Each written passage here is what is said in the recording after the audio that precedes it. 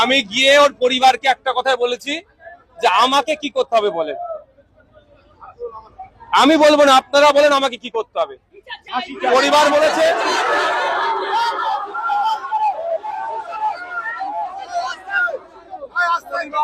একটা কথাই যে ওর সর্বোচ্চ শাস্তি যেন আমরা ন্যায় পাই তার ব্যবস্থা। আমি ওনাদেরকে কথা দিয়েছি আপনাদের পাশে শেষ পর্যন্ত কেউ থাকুক আর নাই থাকুক আমি থাকবো আপনার সাথে।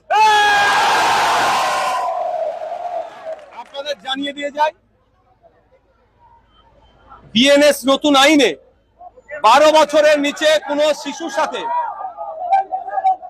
12 বছরের নিচে কোনো শিশুর সাথে এই ধরনের যৌন অপরাধ করে খুন এই ধরনের যুক্ত থাকলে ওকে ফাঁসি ডেথ প্ল্যান্টি দেওয়া আছে, হবে। আর দ্বিতীয় কথা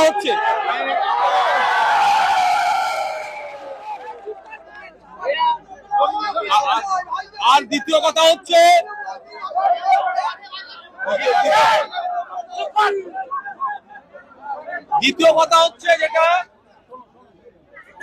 ভরসা ইন ভয় আউট স্লোগান দিয়েছিল না, সেটার বাস্তবায়ন সূর্যপুরের মাটি থেকেই করতে হবে সরকারকে।